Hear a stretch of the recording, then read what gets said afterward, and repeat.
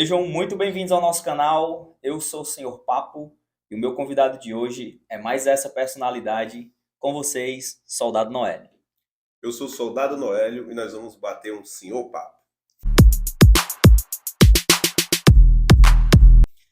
Noélio, primeiramente eu quero agradecer a tua presença aqui no meu canal. Eu já tive a honra de receber alguns políticos aqui e é sempre uma oportunidade, né? A oportunidade da gente conhecer o político, da gente apresentar para o público. Para quem acompanha o Senhor Papo há muito tempo, sabe que eu gosto de trazer convidados aqui de nichos diferenciados. A gente não foca só em política, não foca só em alguma profissão específica. A gente gosta de trazer pessoas que possam agregar alguma coisa aqui para a gente. Então você com certeza vai agregar muito no nosso canal, por isso eu quero te agradecer. Olha, prazer estar aqui para poder bater um papo, conversar, falar um pouquinho sobre a vida, falar um pouquinho sobre o que a gente pensa. E é sempre um orgulho, já acompanhei algumas transmissões aqui, alguns papos de vocês, acompanhei o nosso irmão Sargento Reginaldo, que é deputado, acompanhei o Capitão Wagner e outras personalidades, então parabéns pelo trabalho. Massa, cara. Eu quero, antes de a gente começar realmente as perguntas, fazer os agradecimentos aqui aos meus parceiros do canal. Muito obrigado a todos vocês que contribuem para o crescimento desse canal, parceiros que estão comigo aí desde o início. A gente tem 1 ano e meio aqui de canal e, graças a Deus, sempre surgiram parceiros que puderam contribuir de alguma forma. Então, muito obrigado a todos vocês, parceiros do Senhor Papo. É com a ajuda de vocês que a gente consegue trazer grandes personalidades, como é o caso do Soldado Noélio. E é isso aí, muito obrigado, tamo junto. Noélio, eu já te apresentei aqui o tereré da Sabores do Campo, uma bebida que é exclusiva aqui do Senhor Papo, tá, família? Então, como eu falei pro Noélio aqui, 95% das pessoas que vêm aqui no meu canal ainda não conhecem o tereré. Então, eu tenho a oportunidade de ser um representante aqui da Sabores do Campo e estar apresentando o tereré para meus convidados. Então, fica à vontade sempre que quiser tomar aí. E você que não conhece o tereré, quer conhecer, ó, vai lá no Instagram, pesquisa Sabores do Campo Tereré e vocês vão conhecer essa bebida muito top que tem mudado a vida de muitas pessoas para melhor. Noel, eu quero também aqui te entregar um presente aqui de um dos nossos parceiros, né, que é a Nasci Prata. Mandou aqui um presentezinho para você, uma lembrança, para que Obrigado. você possa lembrar sempre desse podcast aqui. Obrigadão pela lembrança. E dizer também que eu provei que o tereré tá aprovado, viu? Aprovado, a bebida traz uma refrescância. Você bebe aqui, dá uma gelada aqui por dentro, o negócio é bom, viu? Aprovado. Não Pois- conhecia, agora eu conheço. Então é isso aí. Eu quero começar contigo, Noel, como eu sempre costumo começar, né? Quero saber quem é o Soldado Noélio. Como é que tu se define como político, como pessoa, como pai? Como é que as pessoas podem te conhecer ouvindo da tua própria boca? Olha, o Soldado Noel é o filho do seu Narciso e da Dona Zete. Eu começo sempre a minha apresentação assim: filho do seu Narciso e da Dona Zete. Sou natural do município de Calcaia, apesar de ter sido vereador na capital, né, deputado estadual depois, mas sou natural, nasci e fui criado no município de Calcaia. Meu pai trabalha consertando geladeiras até hoje. Meu pai continua trabalhando, fazendo serviços de refrigeração. Né. Minha mãe é dona de casa. Né. Meu pai era analfabeto, mas mesmo sem saber ler, conseguiu sustentar aí os seus filhos. Né. Nós somos 5 irmãos, 4 homens e uma mulher, e meu pai nos criou sempre nos orientando com relação a ser pessoas sérias, a serem pessoas éticas, que respeitem as pessoas, e minha mãe também estudou apenas até a quinta série, mas foi a grande pessoa responsável por me cobrar a, a, a educação, né? A valorização da educação, aí a escola, e e é isso, venho da periferia, estudei a maior parte da vida em escola pública, estudei em escola particular como bolsista lá no município de Calcaia. E, assim, em breve resumo, a gente começa por isso, tem muito tempo para bater papo, mas é isso. Filho do seu Narciso da Dona Zé lá da Calcaia, trabalhei em diversos locais, né? Para quem não conhece a minha história, eu já trabalhei em serviços gerais, já trabalhei de cumim, eu fui cumim no Pirata Bar. Algumas pessoas não sabem nem sequer o que é um cumim, né? Então é Verdade. importante sempre dizer o que é o cumim. O cumim, ele é o auxiliar do garçom, um cara que no futuro vai ser um garçom. Ele ajuda ali limpando a mesa, servindo alguns pratos, e enfim. Trabalhei no Pirata como cumim, como garçom, como barman. Falei que trabalhei em serviços gerais, trabalhei nos Correios como carteiro, trabalhei como policial militar, fui vereador, deputado, e deve ter mais algumas outras profissões aí esquecendo, mas é isso, né? Deus nos deu a oportunidade de trabalhar, de crescer, e uma premissa que eu sempre levo para minha vida, meu irmão, o seu papo, é o seguinte, é que não importa onde é que você está hoje, não importa qual a profissão que você está hoje, você pode estar na profissão mais top ou na mais simples ainda no início da sua carreira. O que mais importa é que onde quer que você esteja, você procure sempre fazer o melhor trabalho. Verdade. Procure sempre fazer o melhor trabalho. Quando eu trabalhei como comim, eu procurava ser o melhor comim. Eu sabia que eu não ia ser comim para sempre. Eu tinha certeza, convicção que eu não seria comim para sempre, mas eu procurava, quando eu estava trabalhando como comim lá no Piratabá, ser o melhor. Deixar o lugar mais limpo possível, deixar atender bem, estar sorrindo para as pessoas. E foi assim quando eu fui carteiro. Eu quero entregar as cartas direitinho na casa das pessoas. Enfim, então essa mensagem, esse é um pouquinho do Soldado Noélio.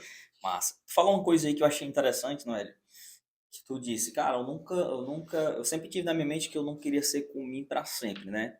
Muito importante tu falar isso aí, porque tem muitos jovens, né, que estão saindo agora do ensino médio, entrando no mercado de trabalho, e tem muitos deles que ainda não sabem nem o que querem ser na vida, né? Qual a profissão que querem trilhar. Alguns sim, alguns já começam a alimentar isso desde cedo. Às vezes tem pais que auxiliam nesse processo de escolha. Mas só que quando tu falou que sempre teve na mente que não queria ser comigo para sempre, é porque tu sempre teve essa ambição, né? Tem gente que confunde ambição com ganância, né? A ambição é saudável, é você realmente querer galgar coisas novas. E para os jovens que estão agora entrando no mercado de trabalho, isso é muito importante. Você realmente ter ambição profissional, você ter ambição no que você quer como pessoa, quando for adulto, realmente, quando estiver engajado. E eu acho que foi pensando nisso aí, né, com a sua personalidade, penso eu que foi isso que fez com que você entrasse na política, né, Noé? Eu acho que a política, ela desenvolve muito o ser humano, você tem que realmente ser uma pessoa muito estudada, assim, muito inteligente, porque é um terreno hostil. Realmente, pelo pouco que eu conheço a política, eu já queria saber de ti, o que foi que te motivou, cara? Qual foi a tua motivação principal para tu iniciar, para tu dar aquele pontapé inicial na política? Olha, essa questão do trabalho, né? Vou iniciar pelo começo, que foi a questão do que você quer ser, né? Do foco do que você vai se desenvolver e crescer trabalhando. Eu acho que primeiro para confortar um pouco do jovem que ainda está indeciso com relação ao que vai ser, eu por muito tempo na minha vida, até mais de 20 anos de idade, eu ainda não tinha uma convicção do que eu queria ser. Então, se você tem 16 anos, 17, 20 anos de idade e ainda está na dúvida, isso não é um grande problema. O problema é você não estar fazendo algo que possa fazer você crescer. Então, o problema não é você não ter decidido ainda a sua profissão. Isso pode até ser um problema, mas não é o maior problema.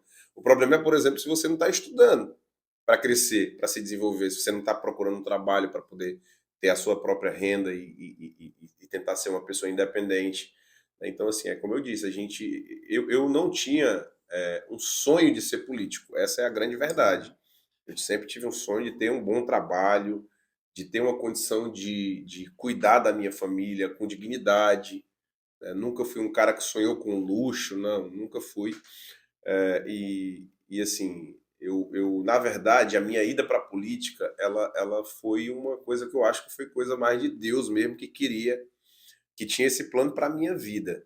Porque não era assim, eu sou de Calcaia, como eu disse, Aham. e para a gente ver um vereador, um político em Calcaia, é muito difícil.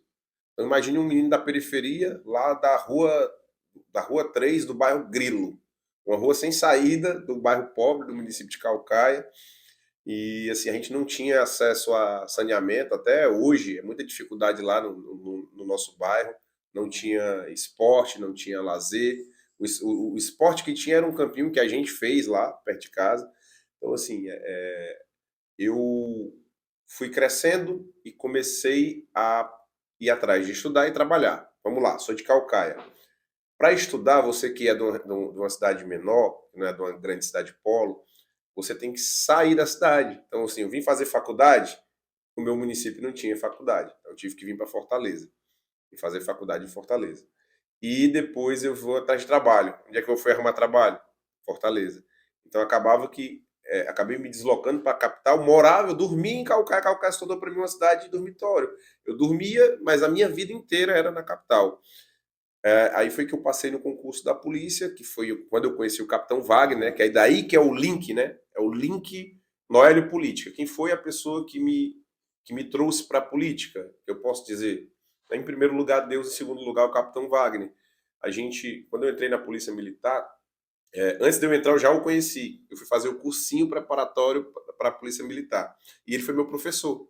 Uhum. Né? Ele foi meu professor. Eu admirava muito e admiro muito o Capitão Wagner, porque o Capitão Wagner ele é uma pessoa que tem uma coisa parecida que eu procuro ter, né, com ele, que é o quê? Essa coisa de sempre procurar fazer o melhor onde quer que esteja. O Capitão era professor lá do cursinho preparatório, um cursinho preparatório que eu fazia, e todos os professores, na hora do intervalo, achavam interessante. Todos os professores iam para a sala dos professores. O Capitão Wagner não. Na hora do intervalo, ele ia para o pátio. Esse cara é professor, na hora do intervalo, podendo descansar, ele ia para o pátio. E é óbvio que o professor no pátio, na hora do intervalo, ele vai trabalhar, né? Os alunos vão perguntar a ele sobre Verdade. as questões, sobre as dúvidas, e ele ficava lá na maior alegria do mundo, conversando com a gente, tirando dúvida.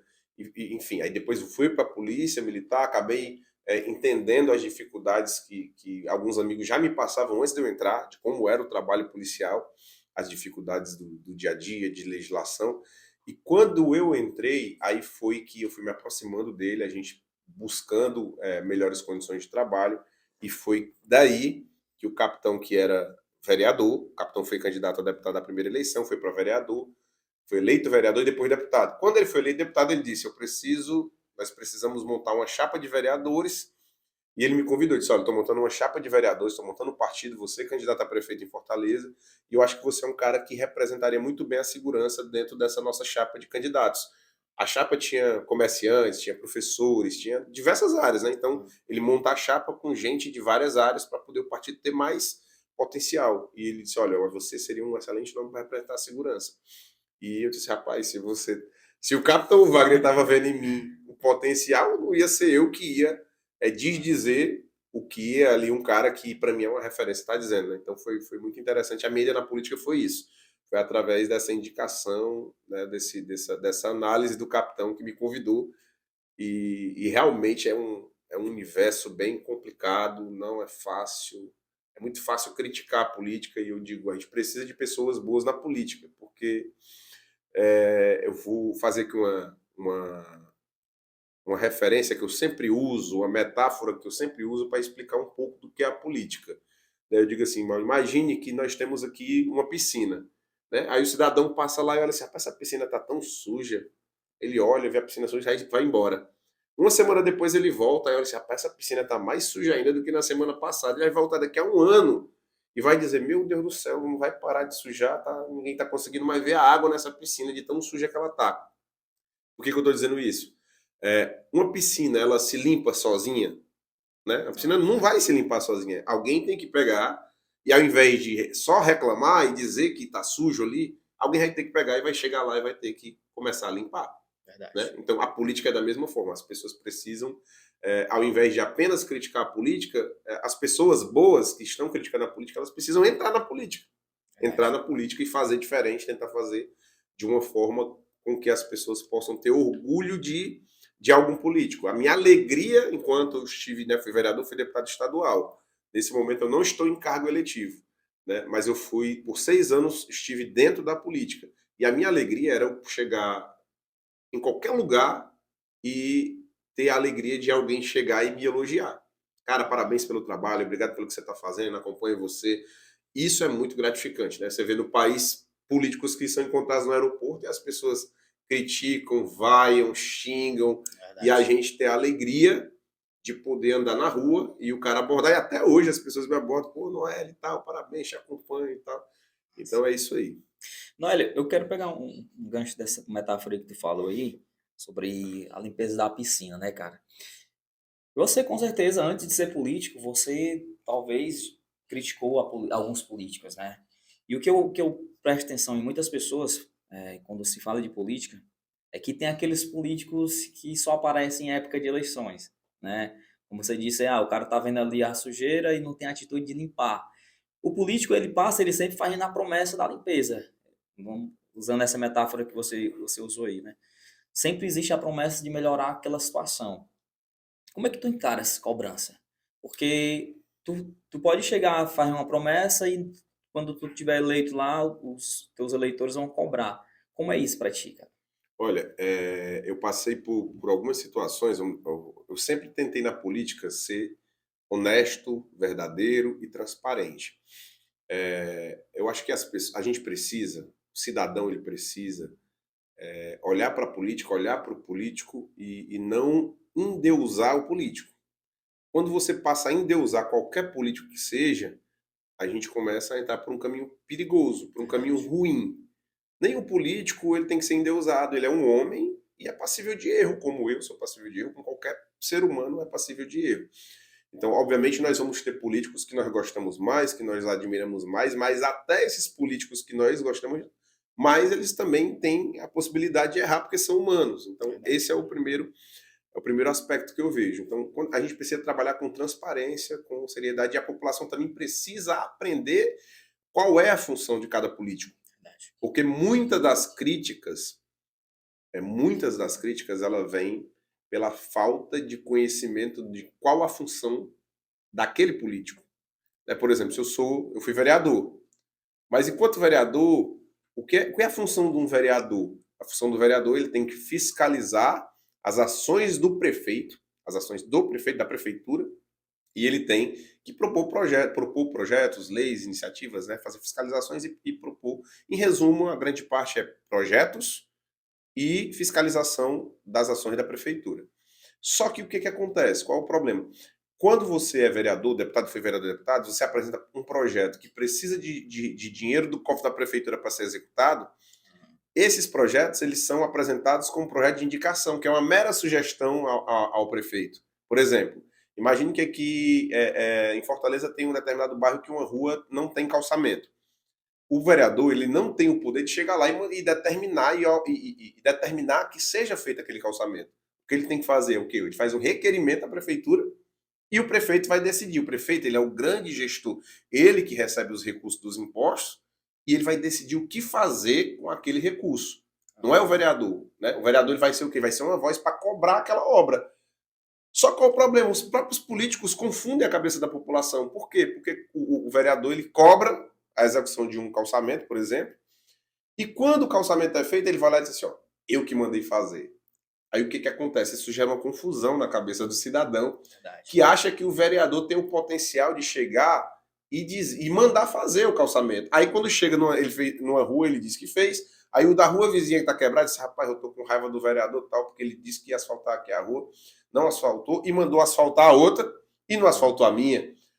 Aí a rua inteira começa a xingar aquele vereador, dizendo que o cara falou que ia asfaltar a nossa e não mandou. Porque as pessoas não entendem que o vereador ele não determina o calçamento, ele não determina o saneamento, ele não determina a criação de um hospital, ele cobra. O vereador, o deputado, ele é um cobrador de luxo, na verdade é isso, ele é um cobrador de luxo. E eu passei por algumas situações, por exemplo, eu fui candidato a deputado, visitei algumas comunidades em Calcaia, o cidadão pegou e disse assim, olha, tô chateado com você porque você disse que ia mandar ajeitar aqui a rua. Eu disse, não, cara, eu nunca disse que ia mandar. E nunca para ninguém eu disse que ia mandar ajeitar uma rua. Não tem perigo de eu dizer isso. Eu digo, eu vou cobrar da prefeitura, eu mando um ofício para a prefeitura através da Assembleia, para que a prefeitura faça o papel dela que é fazer. Então, e isso eu fiz, né? Cobrar, mandar requerimento, tem um ofício, tem vídeo. Então, mas o cara tá chateado. Por quê? Porque na cabeça dele, ele entendeu que eu tinha o poder de simplesmente chegar e mandar fazer. Né? Verdade. Então é isso. É, Eu acho que também tem muita desinformação, obviamente também tem muita corrupção na política, muita gente que está na política para lucrar, para se completar, para ganhar. Você vê pessoas agora sendo indicadas esposas de políticos para ocupar cargos públicos vitalícios. Pelo amor de Deus, tá entendendo? O cara complicado. já tá num carro que ganha um mega salário, aí indica a esposa, às vezes, se for uma pessoa que tem competência, beleza. Se for uma pessoa que tem competência, beleza. Mas às vezes nem tem. Né? Às vezes está sendo indicado simplesmente porque é parente de um determinado Complicado. político. Então a gente tentou fazer na política diferente para que a gente possa ter essa confiança. Né? Graças a Deus, eu fui vereador, eu fui candidato 3 vezes. Fui candidato a vereador em Fortaleza e tirei 7.528 votos. Na primeira eleição fui eleito vereador. Na segunda eleição fui para deputado estadual, saí de 7.528 para 24.921 votos. Ou seja, saí de 7 para 24 mil votos no Ceará. E agora, nessas últimas eleições de deputado federal, que fui candidato a deputado federal, não fui eleito, mas a gente aumentou a nossa votação em 75%. Então a gente saiu de 24 para quase 43 mil votos. Então, para mim, isso é motivo de muito orgulho. Eu estava assistindo um jogo com meu pai, um dia em casa, lá no sofá da casa dos meus pais em Calcaia, e o pai assistindo o jogo, ele olhou para mim e disse assim: mas olha esse estádio aí. Foi esse tanto de gente aí que votou em tu, foi. Eu falei assim, pô, caraca, essa quantidade de gente aí. O cara tinha acabado de falar a quantidade do público do estádio, né? Tinha quase 50 mil pessoas. Ele olhando pro estádio disse: caraca, esse tanto de gente aí votou em tu. É muito voto. E realmente é muito voto. Principalmente pra gente que trabalha com ideia. Nós não trabalhamos com a compra. Porque pessoas. É óbvio, todo mundo sabe. Chega da eleição é cheio de político atrás de comprar voto. E a gente não trabalha com isso, a gente trabalha com consciência, trabalha com orientação, trabalha explicando o que a gente pode, o que a gente não pode fazer. E é por isso, graças a Deus, que a gente tem crescido em votação a cada eleição, com muita humildade. Então, independentemente de qualquer coisa, a gente está muito tranquilo e muito, muito feliz. Eu acho que Deus sabe a hora de cada coisa, né? Verdade. Deus sabe a hora de cada coisa. E eu também estava precisando de um descanso, viu? Porque foram Correria, né? muitos anos de muito trabalho, né? Na política foram 6, mas antes da política a gente já estava trabalhando. Para você ter uma ideia, minhas últimas férias tinham sido no ano de 2011. Eu entrei na polícia em 2009, né? Aí no meio do ano de 2009, aí chegou 2010, eu não tive férias no primeiro ano. Não, quando eu completei, né, as minhas férias não foram em 2010, só ficou para 2011.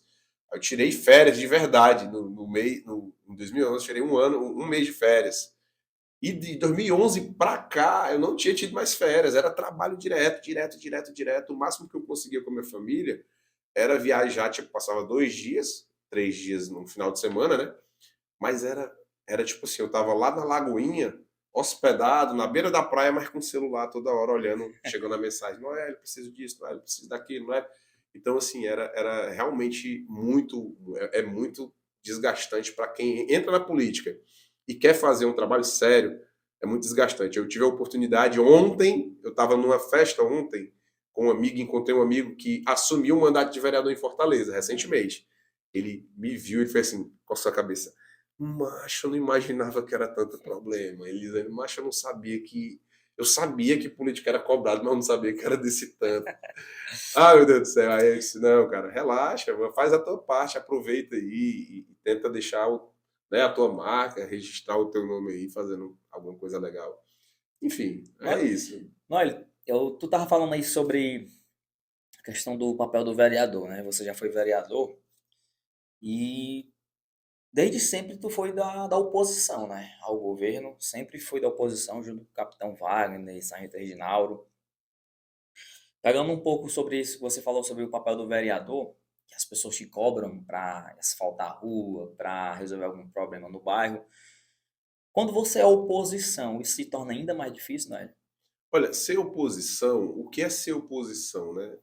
Os grupos, quando um prefeito, um governador, o presidente ganha uma eleição, ele forma um arco de aliança para poder governar, né? Então, às vezes, esse prefeito, ele não se alinha, o prefeito que foi eleito pela maioria, não se alinha com as tuas ideias, né? Eu me comprometi com várias coisas com a população na minha campanha de vereador, de deputado, então eu tinha que dar uma satisfação do que eu me propus.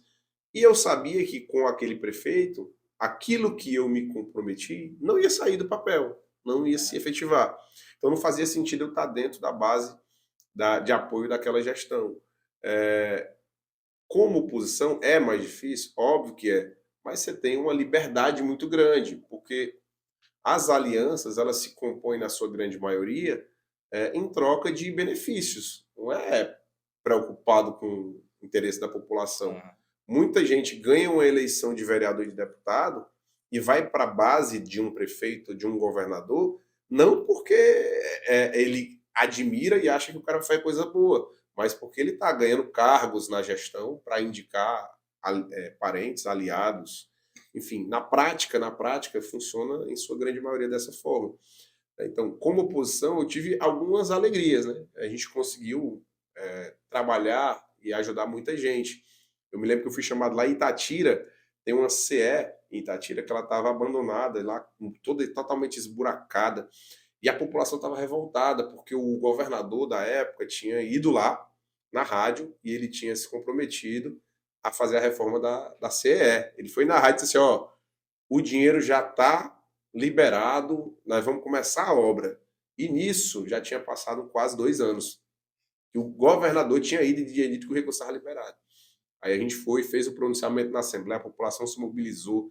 Eles fizeram, inclusive, lá um acampamento na CE para poder fazer uma manifestação.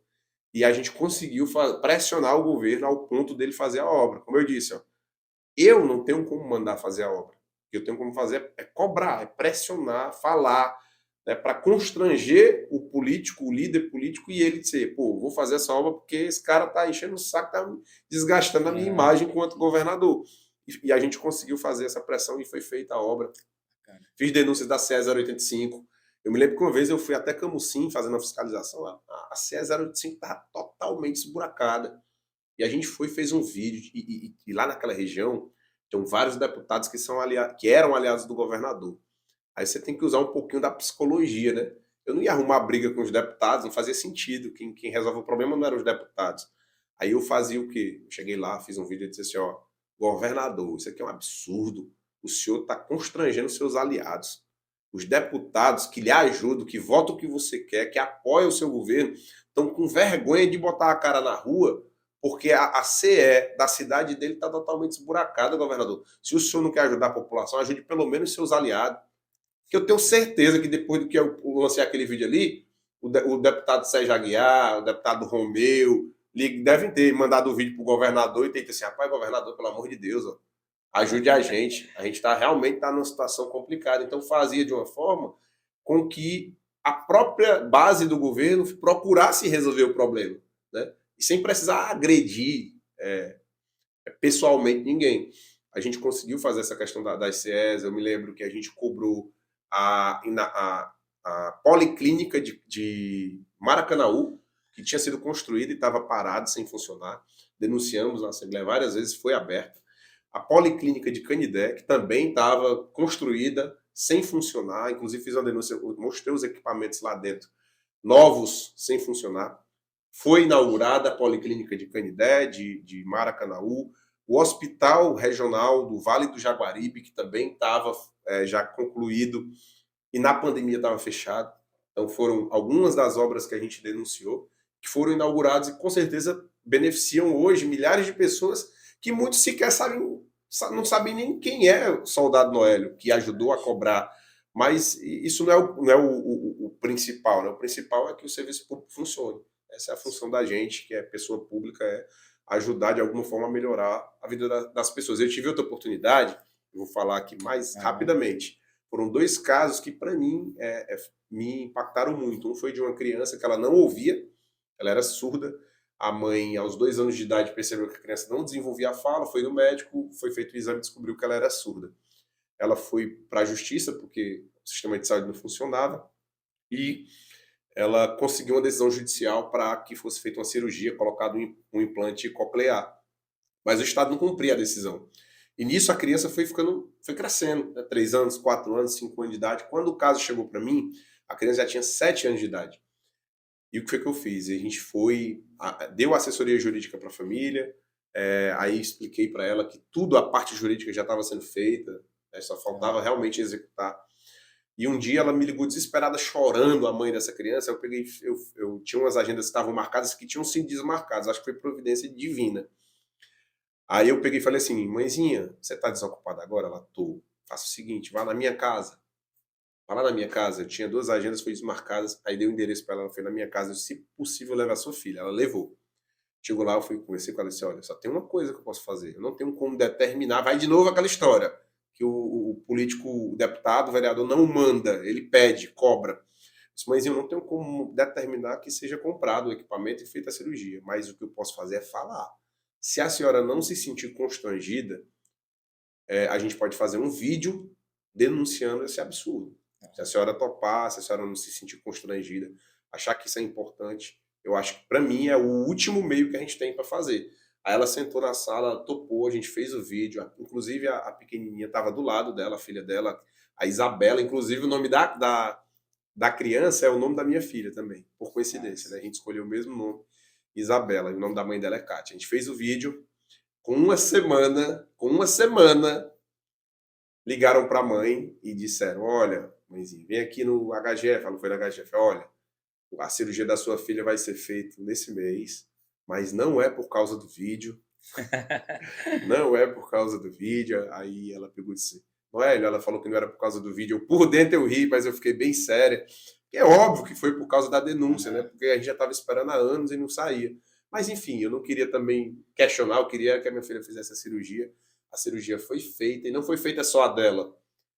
Depois que foi feita a dela, foi destravada a fila. Toda semana ela me ligava, Noélio, mais uma criança fez a cirurgia. Aí depois outra semana, Noélio, mais outra criança fez a cirurgia. Massa. Então várias crianças passaram a ouvir através de uma ação do nosso mandato.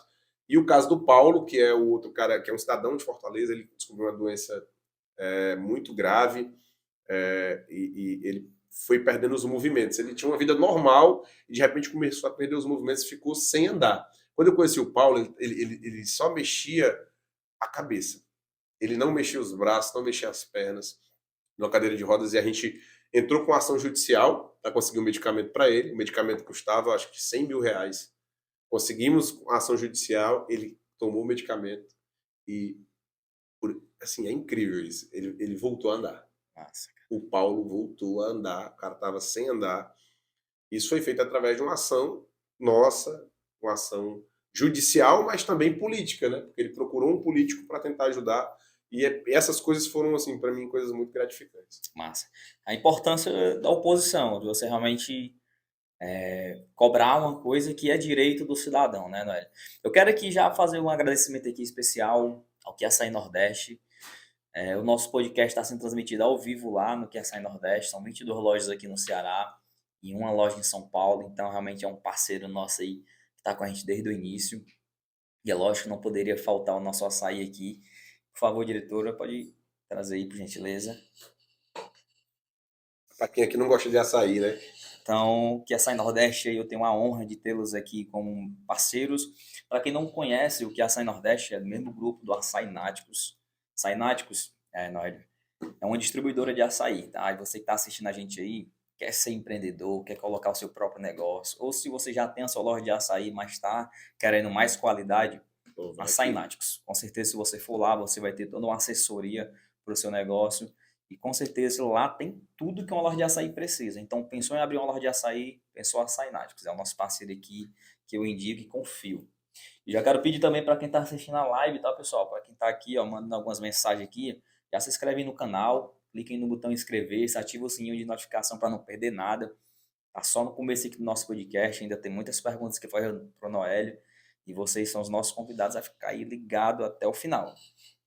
Algumas pessoas já mandando aqui algumas mensagens, o Manuel Pereira, Paulo Sérgio, Alberon Neto, Saramelo, pessoal aí que Alberon, tá, conhece o Alberon. Tava conhece? bom. Pessoal aí que tá compartilhando, que tá conferindo nossa live aí. Noélio, eu queria entrar num assunto contigo agora que com certeza é um assunto um pouco mais delicado. Teve uma greve em 2011, né? E aí você já participou ativamente junto com o capitão, junto com outros políticos, né? Onde resultou em alguns benefícios para a categoria Polícia Militar. Isso é inegável que teve inúmeros benefícios para a categoria. Recentemente, em 2020, também teve uma greve que, pelo governo, foi encarado como motim, né? Então, eu queria saber de ti, cara, qual foi a diferença dessa greve de 2011 para essa de 2020? Por que que uma deu certo e a outra não deu? Olha, a primeira paralisação da Polícia Militar aqui no Ceará, pelo menos, né? Falam que teve uma em 97, mas eu não acompanhei, estava fora da polícia, na verdade, eu tinha acho que 12 anos de idade. Mas a paralisação de 2011, eu era policial militar já, né, estava 2 anos na polícia, E eu estive junto com todos os policiais naquele movimento, né? Apesar de naquele momento eu ainda não ser uma liderança política na categoria, mas lá no Quartel de Caucaia a gente era uma pessoa que era muito ativa, que gostava de conscientizar os companheiros, enfim. Eu percebo que na paralisação de 2011 havia uma unidade muito maior, né? Havia uma polícia que estava sofrendo muito, como hoje também sofrendo muito, mas havia uma unidade muito maior e uma organização muito maior. Isso, naquele momento, o governo ele não estava preparado para uma paralisação. Inclusive, quando se iniciou o movimento, o próprio governo ele negou por diversas vezes, dizia que era um pequeno grupo, que não ia para frente, enfim. Por quê? Porque o governo foi pego de surpresa, não imaginava o que ia acontecer, e acabou que o governo ficou numa situação que ele teve que negociar. E é assim, quando a gente fala de um movimento de polícia que hoje ele é proibido pela legislação, a Constituição impede, escrito na lei, né, de ter greve da Polícia Militar, mas é importante que a gente possa destacar que a mesma Constituição que proíbe o direito de greve, ela garante alguns direitos constitucionais, alguns direitos humanos a todos os seres humanos que habitam no nosso país, né? Então, quando um trabalhador decide fazer uma paralisação, é porque ele sabe que é proibido, mas é porque ele está sofrendo tanto que, mesmo o medo daquela penalização, mesmo com esse medo, ele decide fazer um movimento para lutar por mais dignidade. Então, não existe essa coisa do policial quer fazer greve porque ele quer fazer baderna. Isso não existe. Isso é uma grande mentira. Isso é o discurso do governo, né? O discurso do governo que quer esconder as dificuldades, né? Então, 2011, o que eu vejo, mas tentar voltar aqui para a pergunta. 2011 tinha uma organização muito maior, uma união de toda a parte de lideranças na categoria, e no ano de 2020 houve, já havia, né, e inclusive a gente dizia isso para vários policiais, o governo ele estava preparado, o governo ele já estava organizado, e ele, inclusive, de certa forma, desejava que tivesse essa paralisação, porque ele já estava preparado. Então, era uma forma que ele tinha de desarticular, de punir, de perseguir e de vencer esses adversários políticos ligados à segurança pública. Inclusive, a gente tentou, por diversas vezes, orientar aos policiais que não era o momento, mas a pressão era muito grande.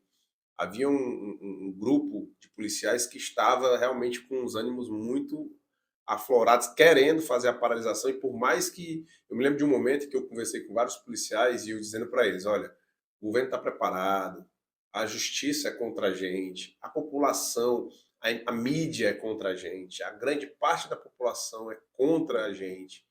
Então, não tem... o momento é inadequado. Lá na Bahia, teve uma paralisação 3 meses antes da paralisação aqui do Ceará. Foram 9 dias de greve e eles conseguiram ganhar R$ 0 de reajuste. Não teve melhoria, não teve nada. Foi zero de benefício, prisões e demissões. No Espírito Santo, acho que mais ou menos um ano antes da nossa, também teve uma greve, foram 22 dias. Olha, uma 9 dias, outra 22 dias. As duas paralisações anteriores da do Ceará de 2020 finalizaram com R$ 0 de benefício, não só de aumento, não tiveram nenhum benefício e tiveram prisões e demissões. E no caso do Espírito Santo, além de prisões e demissões, tiveram vários suicídios de policiais que depois da paralisação tiveram prejuízo, perderam emprego, desagregou família e acabaram cometendo suicídio. Então a gente levava essa informação, eu levei essa informação para um grupo de policiais, eu me lembro disso muito bem, falando tudo isso, e no final ele falava assim, mas se tiver, tu vai?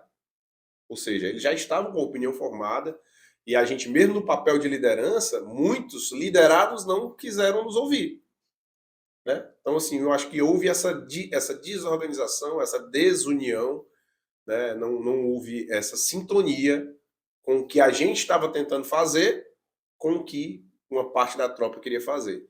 Então, eu acho que quando a gente tem um grupo liderado e líder, é preciso ter essa sintonia, porque se todo mundo quiser ser líder, é igual numa ocorrência policial. Tem uma equipe ali de 4 policiais, vai para um procedimento, imagine que o sargento diz assim, ó, nós vamos conduzir a ocorrência assim.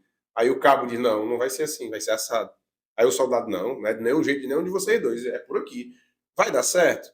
Não vai? Então tem que ter união, tem que ter liderança, tem que ter harmonia. Infelizmente isso não houve. A gente tentou, mas havia também algumas lideranças que incentivaram, de fato isso houve, é nítido, não precisa nem eu dizer, que incentivaram, então ficou assim, ficou parte das lideranças tentando conduzir para não ter, por mais que a tropa estivesse muito satisfeita, e uma parte conduzindo para ter. Né? E infelizmente no final acabou pesando essa parte que quis que tivesse, e acabou acontecendo como a gente, que naquele momento estava liderando, acreditava que ia acontecer. Né? E advertimos muito. Olha, infelizmente, o governo está preparado, o governo estava. Inclusive, tem informações que a gente não tem como dizer, que eu não posso dizer abertamente, informações que chegavam para a gente de ações do governo absurdas para tentar penalizar os policiais. Por isso que a gente tentou conduzir para não ter, mas no final acabou acontecendo. E eu digo para vocês, quando a gente fez um movimento na Assembleia, que foram acho que foram 5 mil pessoas para a Assembleia, policiais e familiares, naquele dia a gente foi para uma reunião com o governador. O governador nunca tinha nos recebido. E naquele dia ele abriu a porta. Quando eu fui para aquela reunião, antes de eu entrar na sala do governador, eu fui lá no banheiro do Palácio da Abolição. E eu me ajoelhei no banheiro do Palácio da Abolição e disse, Senhor, que o Senhor possa nos conduzir para que as decisões que forem tomadas ali dentro sejam as melhores para todos, para o Estado, para os policiais, sejam melhor para todo mundo. Então eu orei e pedi a Deus que o que saísse dali fosse a melhor decisão. No final, o governo fez uma proposta que não era das melhores, mas se comprometeu em reduzir o número de parcelas, porque eram 4 parcelas, em aumentar um pouco o valor. E algumas coisas foram feitas. O governo, obviamente, botou o valor a mais ínfimo, 15 milhões de reais a mais, para dividir para 20 e tantos mil policiais, 30 mil se botar os inativos. Obviamente era um valor irrisório, mas assim, quando eu faço esse comparativo, olha só, 2 estados que fizeram paralisação, que ganharam R$0. Nós conseguimos um acordo que, por mais que não fosse o dos melhores, e não era, estava longe de ser o que a tropa esperava, mas nós conseguimos, o soldado era um reajuste de 30%. Então entenda, um estado que fez uma greve ganhou R$0. Nós não tínhamos feito greve. Aí tinha um que ganhava 17%, tinha um que ganhava 20% e o soldado ganhava 30%. Mas nós não fizemos greve. Então ali nós íamos ganhar aqueles 20%, 30% e nenhum policial ia responder a processo administrativo, nenhum policial ia correr o risco de ser demitido, né? E a gente ia poder brigar por outras pautas, a gente ia poder brigar para ampliar o valor da ISA, que não estava em discussão, em melhorar a carga horária, em melhorar a saúde, várias pautas que não estavam, a gente já estava definido. Olha, nós vamos aceitar o acordo, por mais que a categoria esteja insatisfeita, mas quando for daqui a um mês a gente já vai brigar por outras pautas que vai trazer outros benefícios. Mas infelizmente o levante de gente que estava realmente muito insatisfeita, e eu entendo também a insatisfação, acabou provocando um movimento. E assim, eu acho que o que tem que ser feito agora, o movimento já aconteceu, não tem como voltar no tempo e mudar o que aconteceu. O que eu acho que a gente tem que fazer agora é trabalhar o futuro, né? Trabalhar para que a gente possa melhorar a vida do policial dentro do que é o possível. Eu não vejo hoje cenário mais de paralisação no estado do Ceará, né? Dada o resultado da última paralisação, então eu vejo que no Ceará é praticamente impossível ter uma outra paralisação, mas eu vejo que a gente precisa conscientizar a categoria da importância da política, porque não existe outro caminho, não tem outro caminho, só existe 2 caminhos, um caminho é o apolítico, não quero saber de política, beleza, não quer saber de política, meu amigo, então ó, veja como é importante, mês que vem agora o policial aposentado vai ter que pagar a previdência novamente. Isso é uma decisão política. Por que é uma decisão política, Noélio? Porque lá em São Paulo o governador é um governador que gosta da polícia e ele fez o contrário. Ele colocou na lei que não vai contribuir, só vai contribuir com o que passar do teto do INSS. Então, enquanto que um policial que vai pagar aposentado, já aposentado, né, na reserva, ele vai pagar R$700 de previdência, o policial lá de São Paulo aposentado vai pagar R$100. R$100. Então, tá entendendo? E isso é feito através da política. Então, eu acho que a gente tem que procurar o caminho de realmente representação, de pessoas que queiram defender a segurança pública, porque é a política que movimenta tudo. Verdade. Noélio, eu acho que você já deve ter O meu ouvido. açaí, viu? Pode ficar à vontade aí. Eu acho que você já deve ter ouvido isso de algumas pessoas, que muitos policiais nessa greve que teve em 2020 ficaram insatisfeitos com a forma com que você liderou, né? Acho que alguém já deve ter falado isso para você. E eu, como estou ali no meio, muitas pessoas comentam também sobre isso, né?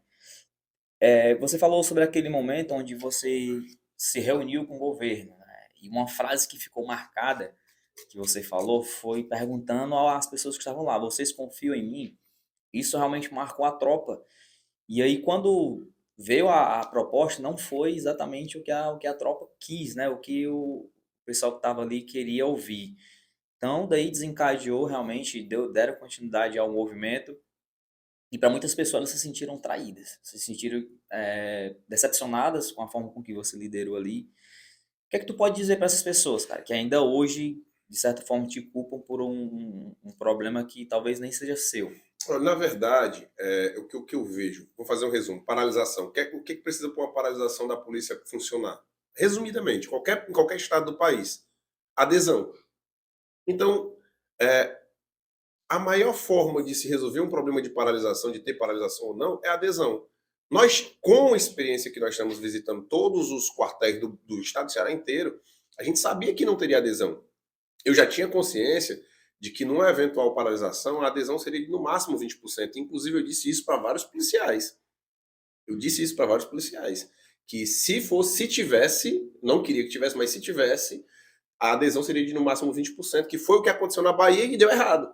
Tá entendendo? Uhum. Então, assim, o que a gente fez foi ter responsabilidade, pensando na vida, no emprego e na família dos policiais. Eu me lembro que no dia 17, um dia antes da paralisação, algumas esposas me procuraram e me perguntavam: Noélio, e você acha que é para ter? Você acha que não é para ter? Eu disse para elas, eu disse: olha, eu estou falando aqui, quem está falando aqui não é o político Noélio, quem está falando aqui é o Noélio.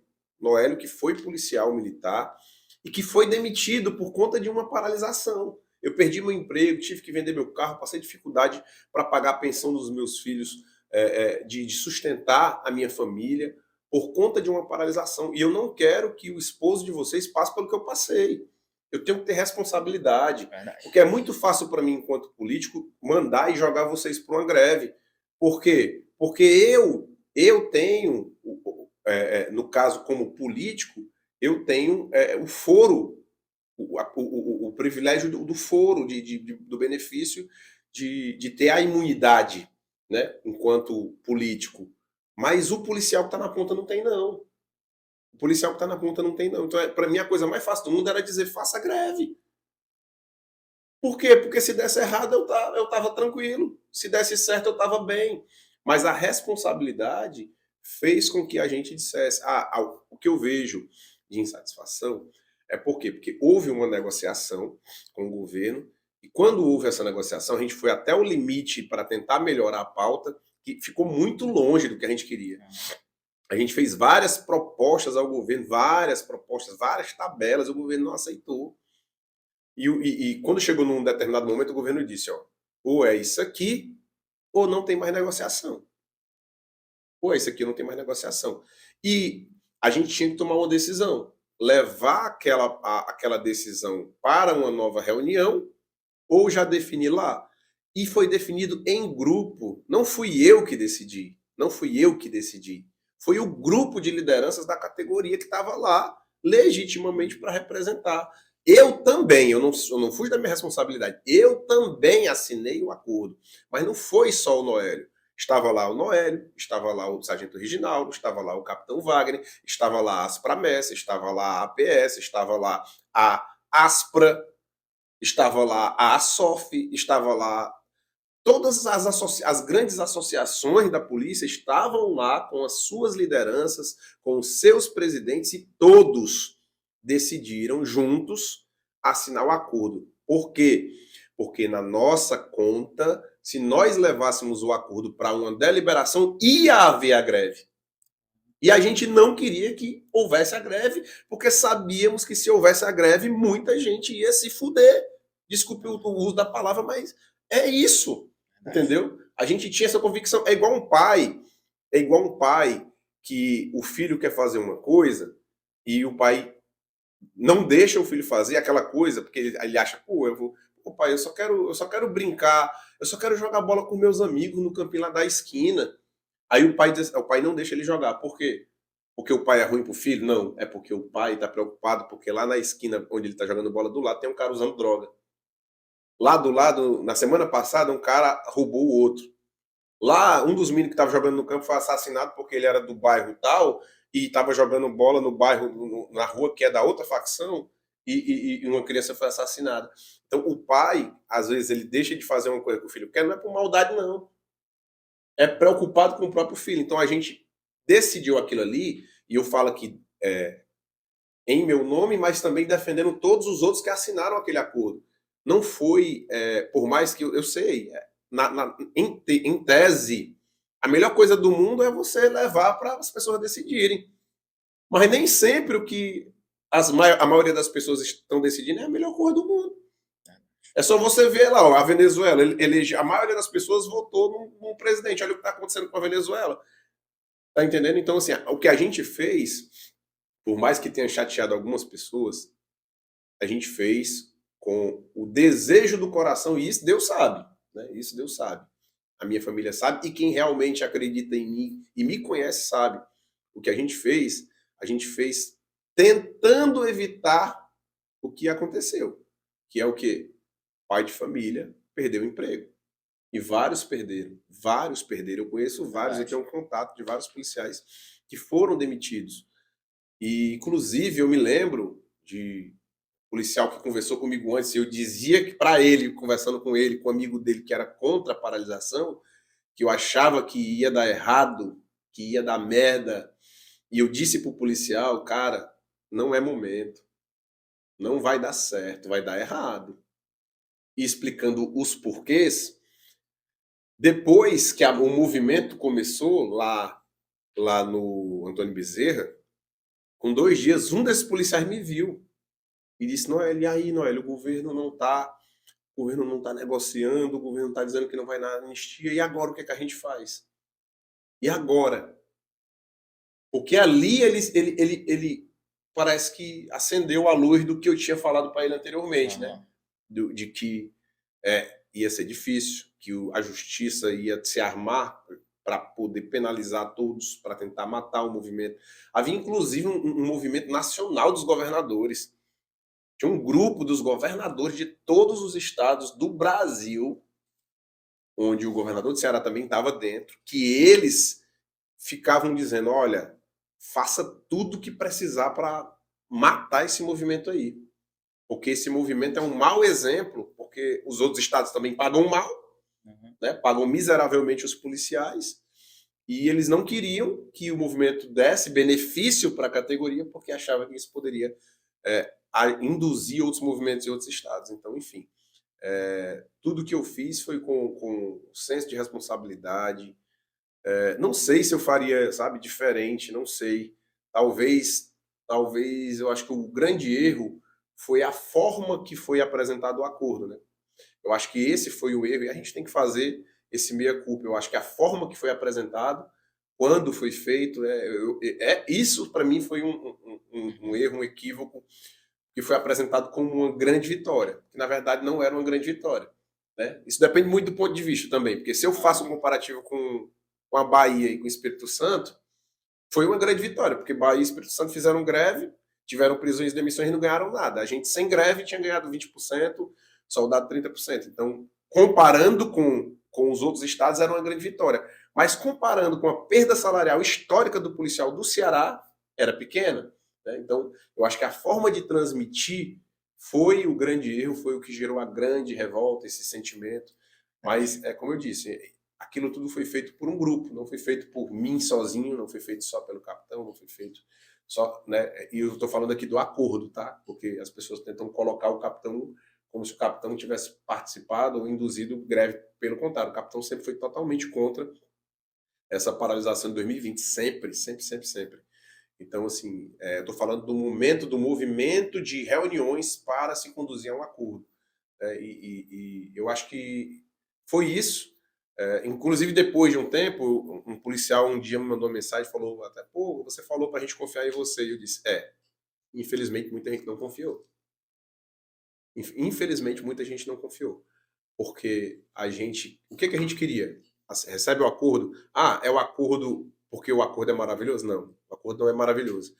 É porque era a forma da gente ter um avanço e depois seguir na luta, né? Não ia acabar o mundo com a aceitação daquele acordo.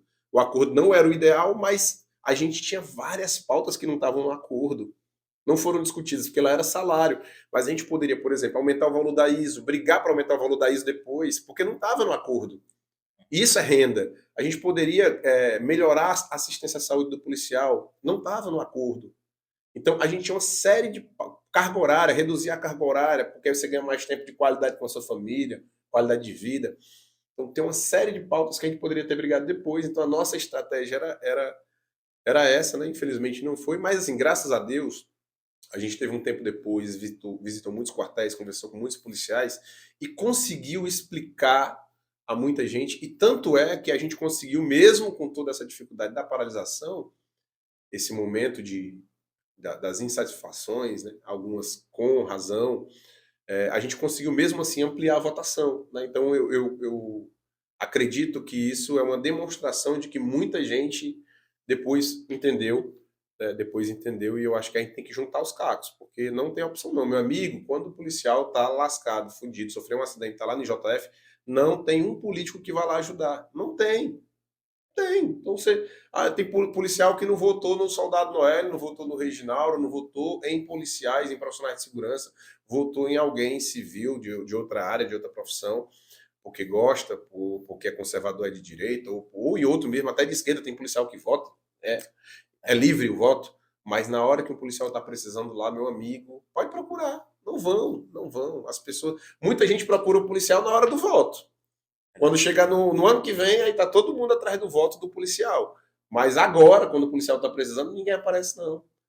Agora, o policial quase preso porque apreendeu um carro que estava com 200 celulares, onde 60 celulares são comprovadamente fruto de roubo e furto. Os caras estão quase para ser presos, sendo investigados, chamados na CGD para depor, como se ele fosse errado. Agora me diga qual foi o político que falou disso. Pode me dizer. Qual foi o político que falou disso? Não falam. Eles não falam, eles não estão nem aí pro policial. É só discurso. O máximo que eu vejo de outros políticos falando da polícia, outros políticos falando da polícia, é o quê? A polícia é importante, a polícia é boa, a polícia é... Isso aí todo mundo fala. Eu quero saber na hora do problema, irmão. Tá acontecendo um problema com o policial. Quem vai lá ajudar ele? O policial que teve uma arma assaltada lá em Calcaia, roubaram a arma do policial, foi vítima de um assalto. E o policial estava sendo tratado como se ele fosse um bandido. Ele estava sendo tratado como um bandido. Eu liguei pro policial. Disse, cara, como é que você tá? Eu quero dizer para você que nós estamos com você. Se você precisar, a gente vai atrás de advogado. Nós não vamos aceitar que você seja tratado como bandido. O cara estava fazendo um tratamento da filha que tem refluxo gravíssimo. Estava indo para um posto de saúde, foi assaltado. Infelizmente foi assaltado, acontece. Mas o cara ser tratado dentro da própria instituição como se ele fosse como se ele tivesse em acordo com o crime, entendeu? Então, a galera quer o voto do policial, mas não quer ajudar o policial na hora que está doendo. O policial está no IJF, o policial sofreu um acidente. Aproveito, acho que é importante esse momento que a gente está aqui, para mandar um recado para o policial, principalmente o policial que trabalha de moto. Você que trabalha de moto, no serviço, que vai para o serviço e volta de moto. Hoje, a maior causa de morte de policiais é acidente de trânsito de moto. Então, meu amigo, se você está indo trabalhar de moto porque você precisa, eu sei das dificuldades, o combustível está caro, o salário está apertado, mas tome o máximo de cuidado que você puder, o máximo que você puder, porque eu sei que às vezes é um terceiro que bate e não tem jeito, né? O erro foi do outro. Mas o que você puder fazer para ter um cuidado, tome. Eu perdi um amigo, nosso irmão Gildásio, era subtenente, trabalhou comigo na mesma viatura. O cara estava chegando em casa, perto de casa, ele estava a 1,5 km da casa dele, voltando no serviço noturno. Eu acho que ele dormiu em serviço, dormiu na moto. Bateu de frente com um poste, morreu. Então, a maior causa de morte de policial hoje no Ceará é acidente de moto. Tome cuidado, porque né, você tem uma família que lhe ama, que está lhe esperando, que com todas as dificuldades tá querendo que você chegue em casa bem para cuidar, e nada paga a presença de uma pessoa dentro de casa, né? Do pai, Verdade. do marido. Tá difícil. Eu sei que tem muita gente que tá tirando ISO, aí isso cansa, porque precisa pagar as contas, mas assim, eu tô passando um recado porque eu acho que dá para ter um cuidado a mais para tentar minimizar isso aí. Até porque não era assim antes, né? Então, assim, em algum momento, o maior número de mortes de policiais não era essa questão do acidente. E agora então precisa ter uma atenção maior. Já tive um companheiro da minha turma também que, infelizmente, faleceu num acidente de moto. Realmente é muito complicado. Eu trabalho de moto, eu realmente sempre gosto de fazer minhas orações, pedir a Deus proteção, porque quem anda de moto sabe, não só policiais, mas no geral, né? As Meu pessoas. pai sofreu um acidente de moto essa semana. Graças a Deus ele tá bem, ele não quebrou nada. Recentemente eu fiz uma cirurgia aqui, ó, na clavícula, tá com 2 meses só, acidente de moto.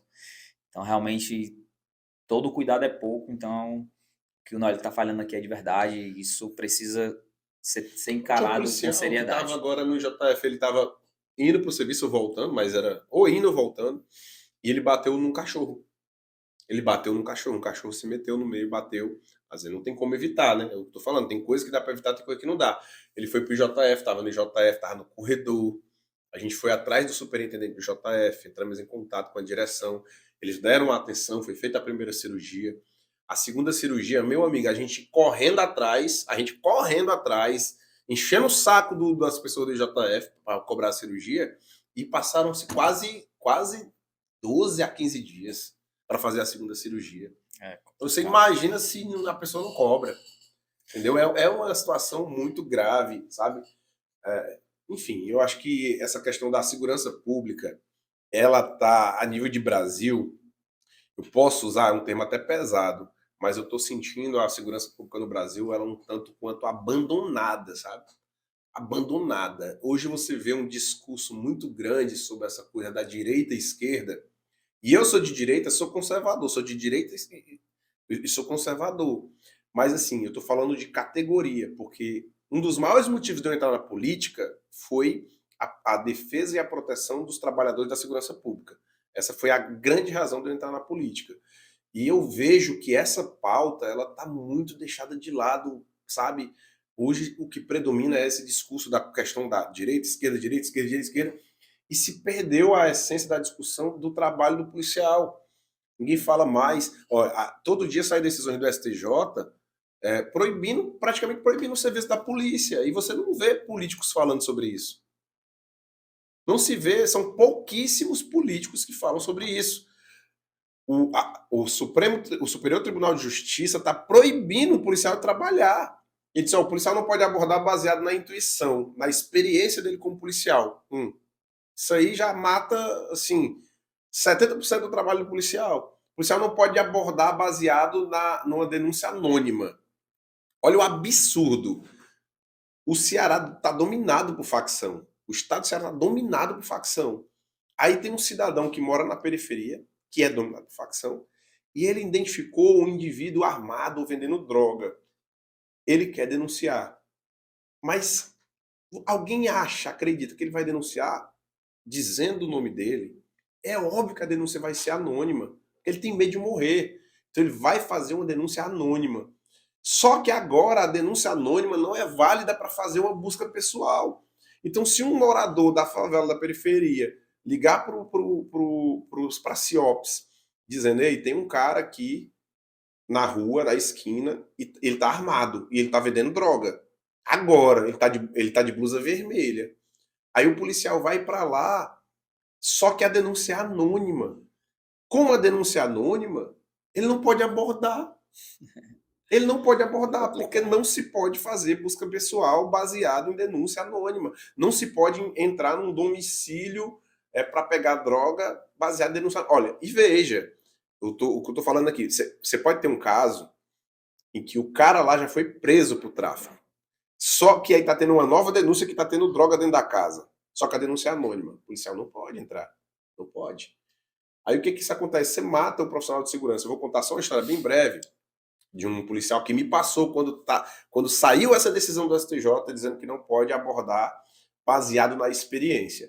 O policial me disse que estava fazendo patrulhamento e de repente ele olhou para um carro do lado. Eles passaram por um carro e ele viu um senhor, tinham 4 caras dentro do carro e tinha um senhor no meio, ali atrás do carro. Eles tinham um senhor atrás. Aí ele olhou e viu o senhor nervoso, com expressão de nervoso.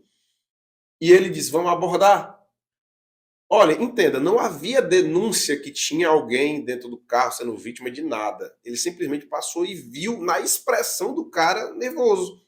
Vou abordar. Abordou. Sabe o que era? O cara estava sendo sequestrado. O senhor que estava dentro do carro estava sendo sequestrado. Baseado na decisão agora, desse entendimento do STJ, se o policial fizer essa abordagem, ele está cometendo uma transgressão e um crime de abuso de autoridade. Ou seja, Difícil. são muitos casos de crime que vão deixar de ser evitados, que vão acontecer, porque os policiais estão impedidos de trabalhar. Daqui a pouco o policial tem que chegar no serviço, passar 8 horas de braço cruzado e ir embora. Por quê? Porque a justiça não quer que ele trabalhe. Verdade. Noel, você falou que tem 6 anos aí dentro da política, né, cara? Nesses 6 anos, né, você já se decepcionou com alguém? Algum político que você apoiou, que você fez campanha, mas só que quando foi eleito o cara se decepcionou? Mas eu me decepcionei. Acho que na vida a gente se decepciona, né? Sempre, com muita gente. Às vezes pessoas da nossa família, às vezes pessoas do nosso vínculo de trabalho. Se você gostava e de repente fez uma coisa que você não gosta. Mas assim, falando da política de políticos, tem um caso que para mim eu me decepcionei, que foi com o prefeito de Calcaia, Vitor Valim, que era do nosso partido, dizia que queria fazer um trabalho junto com o Capitão Wagner, se usou da imagem do Capitão Wagner para ganhar votos no município de Calcaia, que o capitão é muito querido em Calcaia, e depois que ganhou as eleições, abandonou o nosso grupo político, foi para a base do governo que ele tanto criticava. Assim, é um caso para mim muito emblemático, sabe, de uma pessoa, de um posicionamento totalmente incoerente, sabe, entre fala e prática, ação e discurso. Porque o cara, né, eu falando aqui do Vitor Valim, o prefeito Vitor Valim, ele dizia que era aliado do capitão, que ia trabalhar junto com o capitão para melhorar a cidade de Calcaia. E ganhou. E quando ganhou, o que ele fez? Se distanciou do capitão e se aliou a quem ele criticava. A quem ele criticava. Né? Eu me lembro que o governador criticou o prefeito Vitor Valim na campanha, disse que ele era bolsonarista para tentar denegrir a imagem dele. E hoje o cara diz que o governador, que o ex-governador, né, o Camilo, que hoje é ministro, diz que o ministro é o líder dele. Tá entendendo? Sendo que ele chegou à prefeitura com o apoio do capitão, não foi com o apoio do Camilo, o Camilo era contra ele.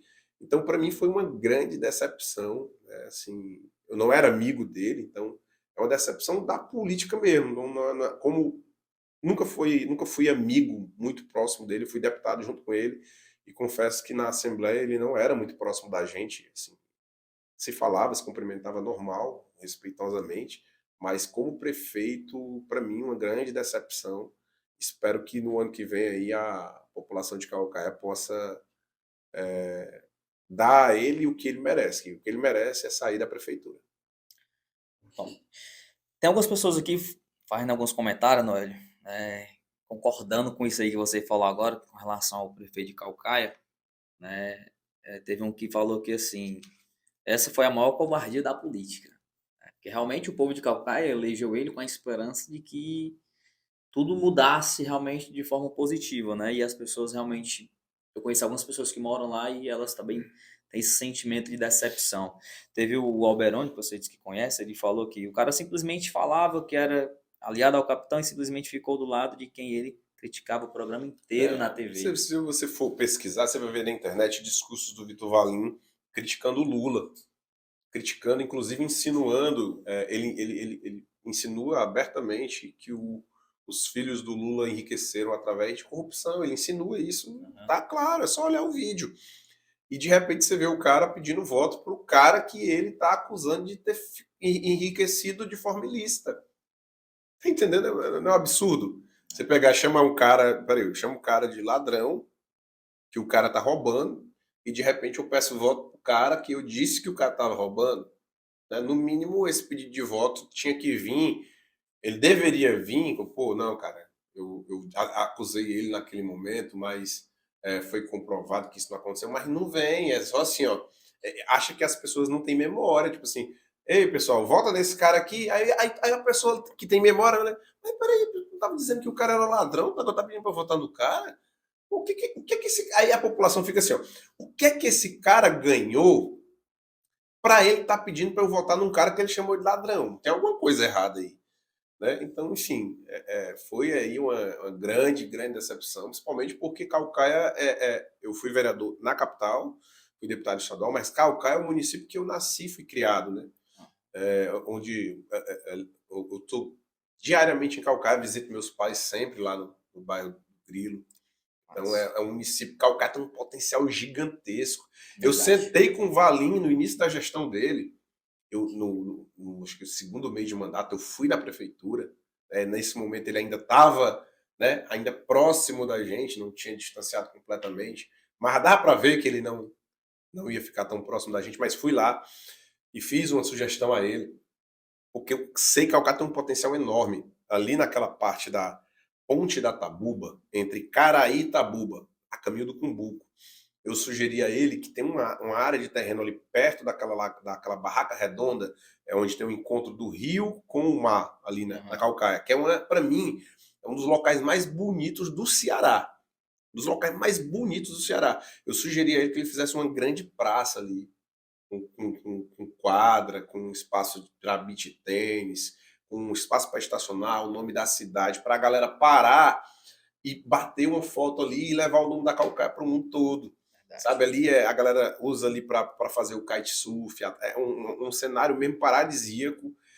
Enfim, dei a ideia, mas enfim, não saiu do papel. Agora está tendo lá a duplicação da CE, né? Mas tá uma confusão lá. Eu não sei se vão conseguir concluir. Inclusive, uma denúncia na Assembleia, porque na campanha eles anunciaram a duplicação da CE, que é a que liga Icaraí ao Cumbuco. Né? Ela é duplicada até a ponte, e da ponte para frente ela não é duplicada. Eles pagaram R$ 500.000 para uma empresa para fazer a duplicação, e a empresa abandonou a obra. Aí eu fiz a denúncia na Assembleia, sim, peraí, e o R$ 1.000.000 foi pago? Porque se a empresa abandonou, mas recebeu o R$ 1.000.000, ela tem que devolver o R$ 1.000.000.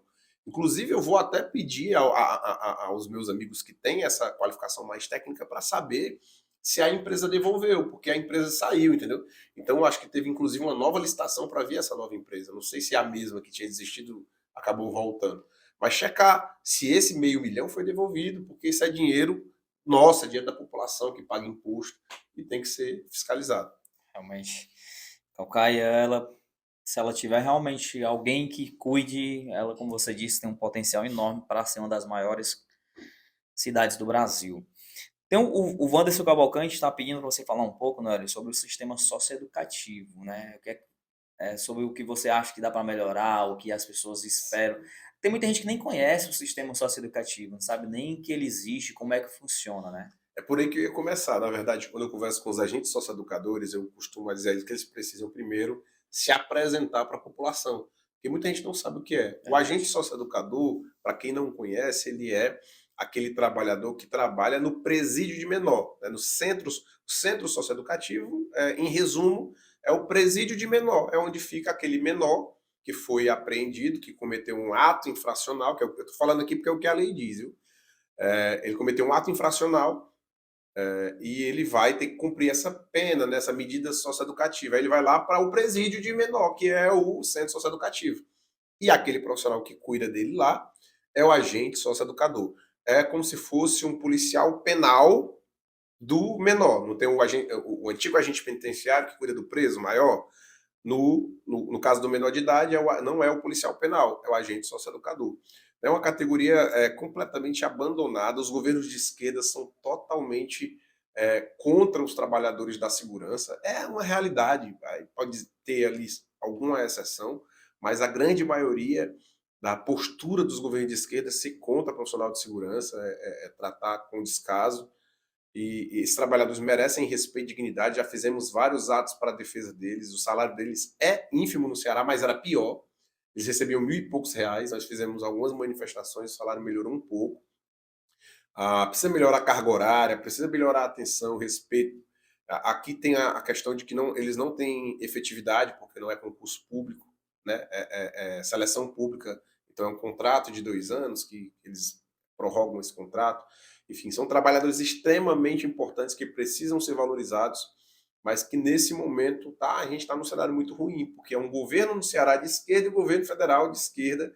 Então acaba que sendo um cenário ruim, mas a gente tem que batalhar, né?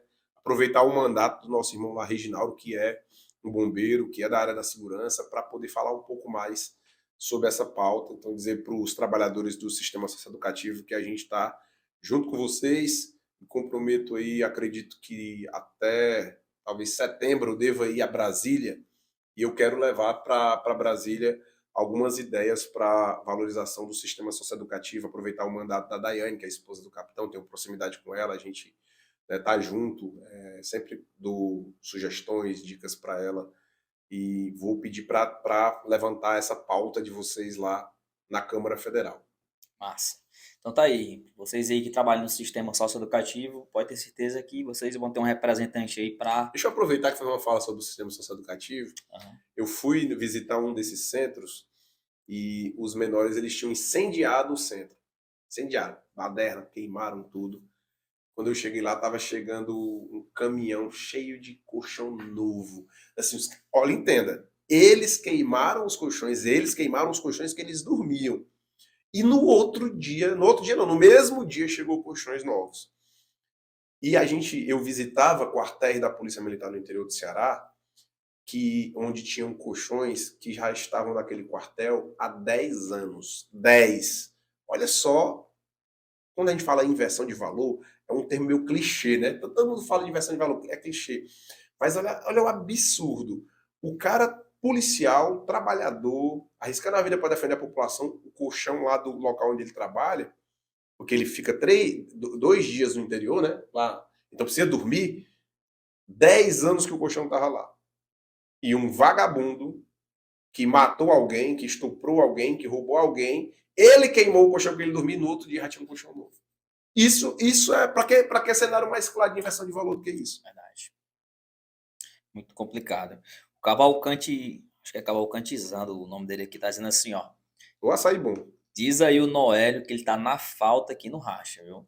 Rapaz, Só vou mandar desculpar cobrança. ele porque eu vi ele no podcast. Deixa eu aproveitar aqui e dizer, tem um racha dos amigos aqui de Calcaia, que de vez em quando eu tô lá na segunda-feira. Mas na semana passada, eu fui para um racha com meus amigos lá do Pirambu, no quartel do Pirambu, tem um rachinha lá dos policiais. Aí eu me contundi. Não jogo muito não, sabe? Aí eu me contundi. Aí eu tive que dar uma pausazinha. Na outra semana eu vou estar aí com vocês. Massa. E o Subviano, ó, do CP Raio aqui, pedindo para o senhor mandar um abraço para ele aí. O Viana também eu conheço pessoalmente, é um cara muito gente boa, então já fica aqui meu abraço também ao senhor aí, Abração pro comandante Viana, abração para toda a moçada do Raio, moçada que a gente tem um grande respeito pelo todo o trabalho de vocês. Muito importante. Eu sei que vocês poderiam fazer muito mais se tivesse apoio do Estado. Eu falo do Estado das leis, entendeu? Se a gente colocar uma lei que dê legitimidade para o policial trabalhar, meu amigo, é ligeiro. É ligeiro. Eu estou acompanhando um caso, vocês podem até dar uma olhadinha na internet, tem um presidente de um país. Só um minuto, só te interromper aqui, o Barbosa, Barbosa entrou agora aqui, pediu falar aí pro senhor Barbosa, que é da ABS também. É o David Barbosa. Isso. Um abraço aí, Barbosa. Barbosa, cara bom, cara que apaixonado pela segurança, um grande defensor das causas da segurança, me acompanhou nas maioria das viagens que eu fiz pelo interior do Ceará. ele teve comigo, eu tive a alegria de visitar, enquanto deputado, todos os 184 municípios do estado. E o Barbosa, eu tenho certeza que mais da metade ele estava comigo. Visitamos, inclusive, algumas cidades que nós passamos 10 vezes. Imagina a quantidade de viagem que a gente fazia, né? Você visitar 184 municípios, com Realmente. certeza você precisa ir de pelo menos um ano, né? Para visitar. E alguns a gente visitou 10 vezes, né? Por exemplo, Juazeiro do Norte, que é uma cidade grande, a gente esteve lá umas 15 vezes. Em cidades pequenas a gente passou menos, né? Antonina, Assaré, mas passamos em todas as cidades. O Barbosa esteve sempre comigo. Então fica aqui o registro, Barbosa. Um abraço aí. Barbosa joga no mesmo time que eu, na IS3, Messejana. A gente Joga mal mesmo, Barbosa, né? Joga mal é mesmo. esforçado. Ele disse que joga muito, mas não sei se ele já jogou melhor. Tamo junto, Barbosinha. Eu queria falar contigo, Nairo, mais uma vez, voltando essa tecla de que você disse que tem 6 anos na política. Você mudaria alguma coisa? Alguma coisa que tu mudaria? Pô, isso aqui eu acho que eu faria diferente na política. Alguma coisa que você fez ou como vereador, ou como deputado, e que hoje, com mais experiência, você faria diferente? Olha, eu acho que naquele momento da paralisação, eu acho que a gente deveria ter o que eu falei de início, né? A forma de expressar era para a gente ter sido mais firme, ter passado mais informações do porquê de cada coisa, sabe? E ter realmente enfrentado essa conscientização da importância da não paralisação naquele momento. Porque não havia, de fato, cenário. Agora, o problema, a grande dificuldade de fazer isso que eu estou falando, é porque nós hoje vivemos na era da rede social. Verdade. E na era da rede social, tudo parece ser muito fácil, né? Então, a rede social, ela dá o poder de pessoas que não entendem nada de uma coisa se manifestarem como se fosse a pessoa que mais entende sobre aquela determinada coisa.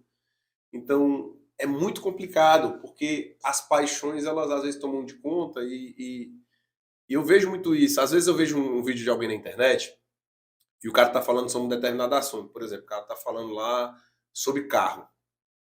Aí o cara fala uma coisa sobre carro. Aí eu vejo um cara que não entende de nada de carro, aí o cara vai lá e comenta. Ah, isso não é assim, isso é assado, bababá. Olha assim, oh, meu Deus, mano.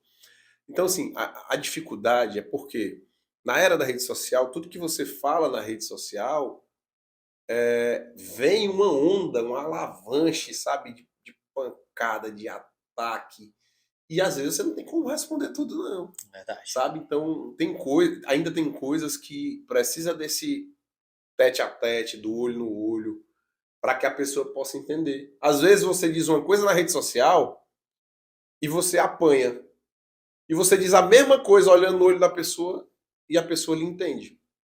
O mesmo cara, se você falar a mesma coisa, você fala uma coisa aqui na rede social, inclusive já aconteceu, eu falar uma coisa na rede social, o cara criticar, e depois eu encontrar o cara num canto, num quartel, num ambiente, começar a conversar com ele, explicar a mesma coisa que eu expliquei, olhando no olho do cara, e o cara entendeu, o cara Desse jeito. sabe, não é. Enfim, eu acho que algumas coisas, obviamente, a gente poderia mudar e tudo, mas eu tenho uma convicção minha, assim, eu fiz tudo que eu fiz até hoje na minha vida, eu fiz com o meu coração, dando o melhor de mim, tentando fazer de uma forma que eu pudesse ajudar as pessoas. Então, assim, ó, se você precisar de mim e eu puder ajudar, eu vou ajudar. Falando. Agora, se for para atrapalhar, se for para gerar briga, se for para gerar confusão, contenda, eu tô fora, entendeu? Então, eu gosto de entrar nos locais para ser uma ajuda, um apoio, para melhorar a vida de alguém, para tornar o ambiente melhor, mais agradável. Eu, assim, eu quero deixar a minha parte que eu puder ajudar. Então, assim, eu acho que no geral a gente conseguiu ajudar muita gente, sabe?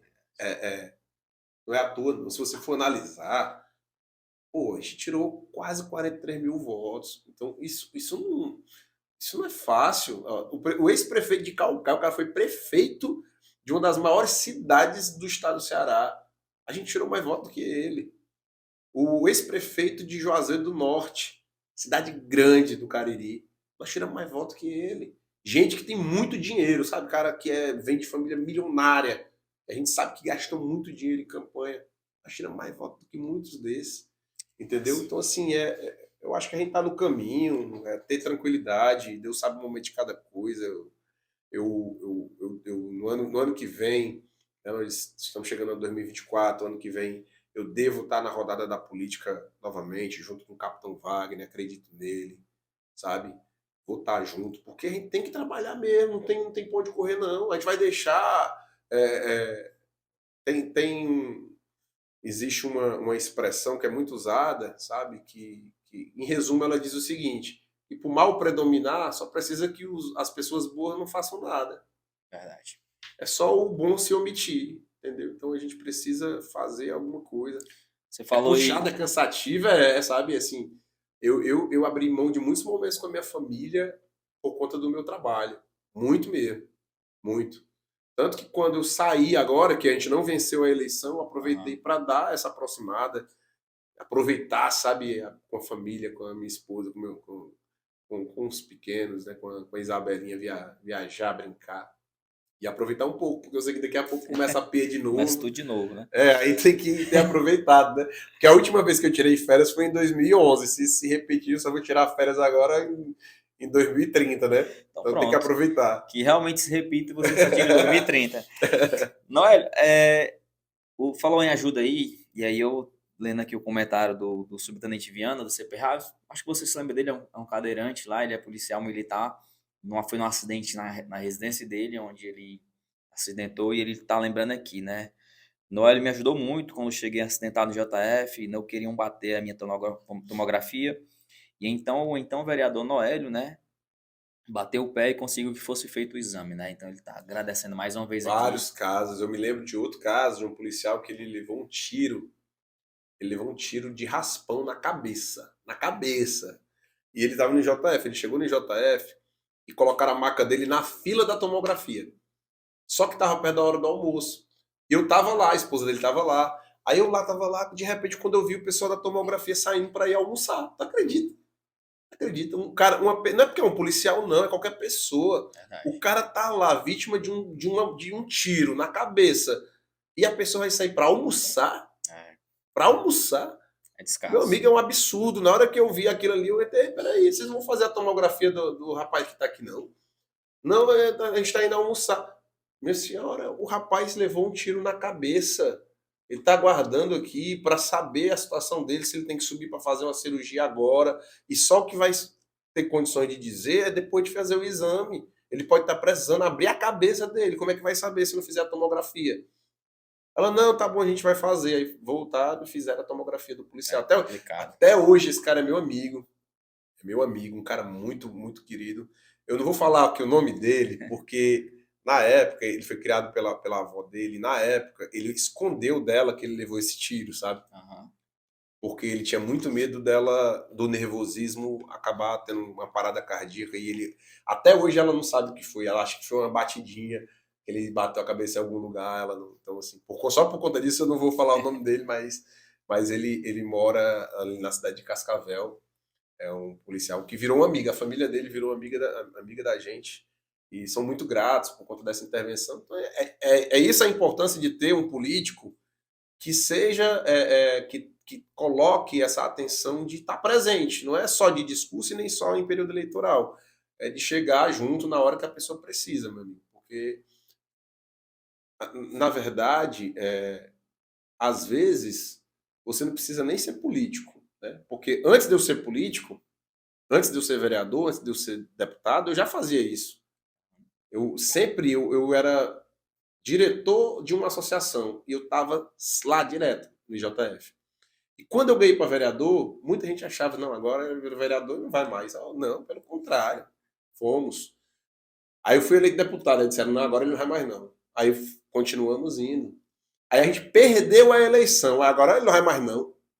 Eu me lembro que no dia que a gente perdeu a eleição, um dia depois, parece até mentira, foi um dia depois, tinha um policial que estava precisando de ajuda no JF. A gente tinha acabado de perder a eleição. E a gente foi lá.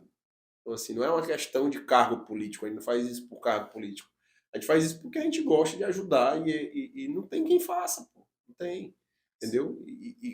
É o que eu disse, às vezes não é nem o cargo ajuda, o cargo abre porta, porque quando eu chego lá, né, se eu chego no IJF, às vezes você pode ser barrado, você não é político, então o cara quer fazer o que aqui? Não, é o Noélio. Não, o Noélio quer fazer o que aqui? Se eu for político, sou vereador, o vereador tem um poder de fiscalização, de acessar as repartições públicas.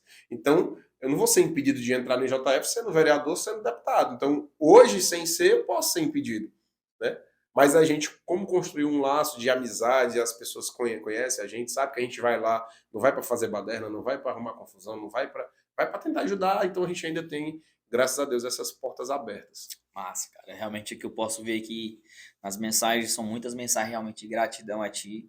Muitas pessoas são gratas, né, pelo que você já fez por elas. E eu tenho certeza que você ainda vai fazer muito mais pela pessoa que você demonstrou ser.